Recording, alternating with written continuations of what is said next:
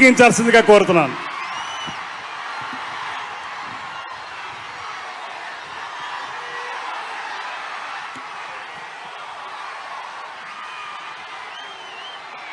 అందరికీ నమస్కారం. ముందుగా వేదికలను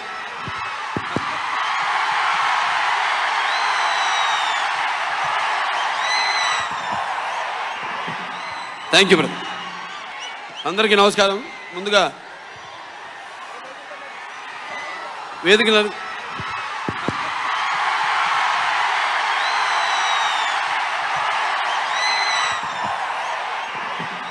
థ్యాంక్ యూ బ్రదర్. ముందుగా వేదికలు అలంకరించిన మన తెలుగుదేశం పార్టీ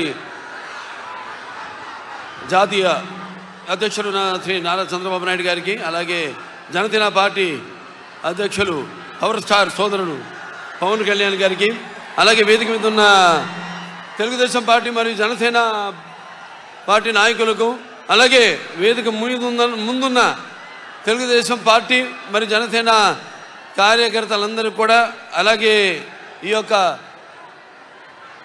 ప్రజాస్వామ్య పరిరక్షణకు బద్ధకంకణులైన నా తెలుగు ప్రజలందరికీ, అలాగే అనుక్షణం నన్ను ఆశీర్వదిస్తున్న విజయానికి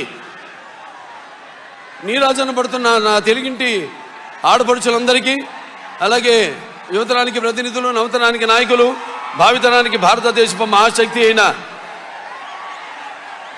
యువతకు, అలాగే నా అభిమానులకు, పవర్ స్టార్ పవన్ కళ్యాణ్ గారి అభిమానులకు అందరూ కూడా నా హృదయపూర్వక నమస్కారం తెలియజేసుకుంటున్నాను.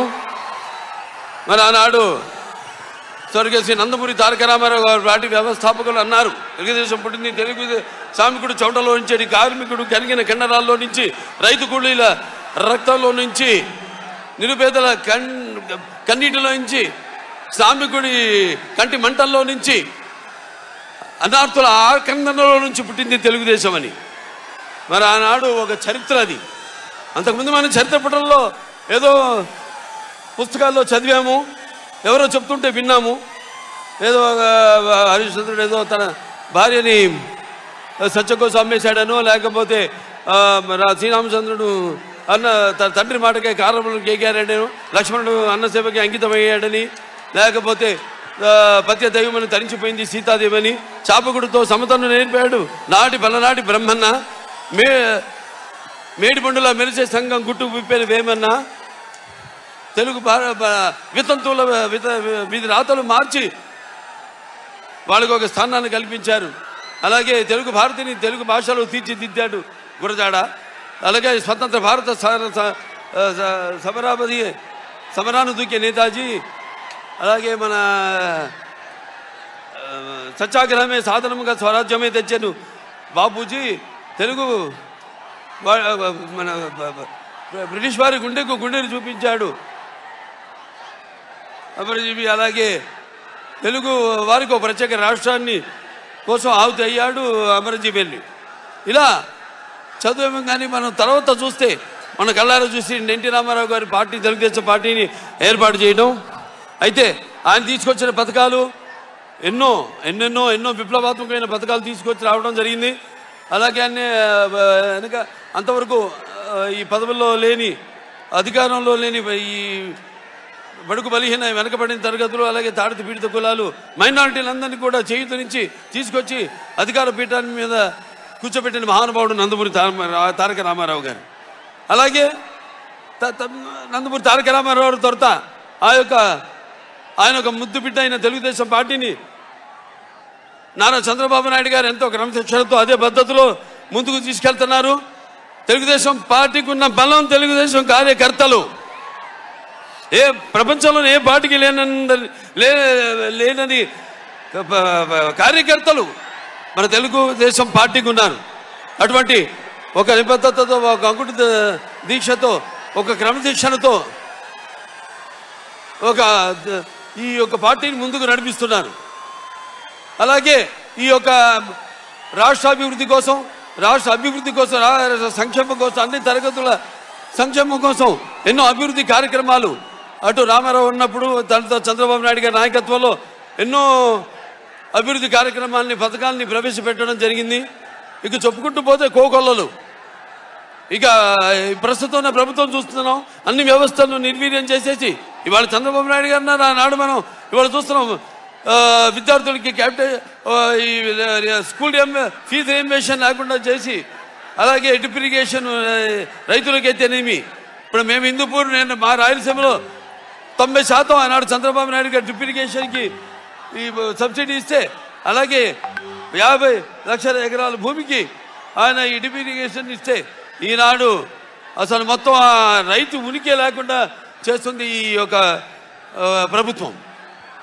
ఇలా చూసుకుంటూ పోతే విద్యారంగంలో మన కిలోమీటర్కి ఒక ప్రాథమిక పాఠశాల, అలాగే ఒక 3 కిలోమీటర్లకి ఒక అప్పర్ హై స్కూలు, అలాగే 5 కిలోమీటర్లకి ఒక హై స్కూలు, అలాగే ఒక మండలానికి ఒక రెసిడెన్షియల్ స్కూలు.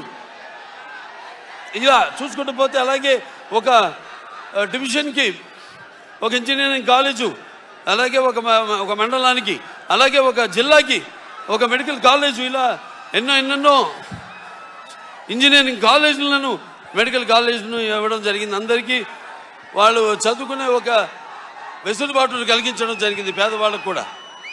అటువంటి వాళ్ళు మనం చూస్తున్నాం. ఏదో ఒక మహాకవి చెప్పిన కవిత్వం గుర్తుకొస్తుంది.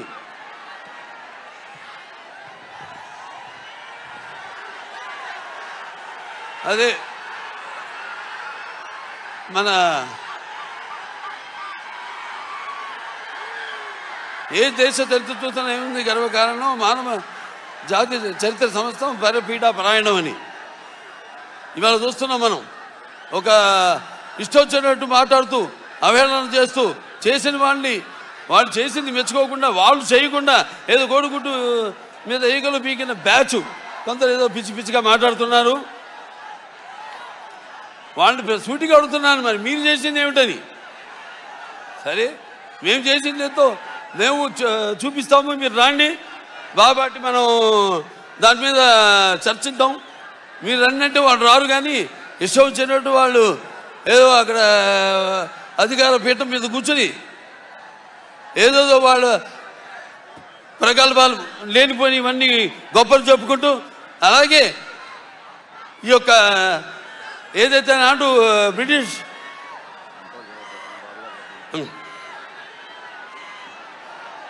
వాళ్ళు ఎలాగైతే మన దేశాన్ని విభజన చేసి పాలించారో, అలాగే ఈనాడు ఈ యొక్క రాష్ట్రాన్ని కూడా ఈ కులాల పేరుతో, మతాల పేరుతో విభజన చేసి మనలో చిచ్చు పెట్టి అందులోంచి వాళ్ళు అధికారంలోకి రావాలని ఎన్నో కుట్రలమైన రాజకీయాల్ని నాటకాలు ఆడుతున్నారు వాళ్ళు. ఇవన్నీ మీరు గమనించాలి. రాబోయే ఎన్నికల్లో ఈనాడు ఈ యొక్క జనసేన మరి తెలుగుదేశం ఈ యొక్క కలయికలో జరుగుతున్న ఈ మహాసభకు మీరంతా అసలు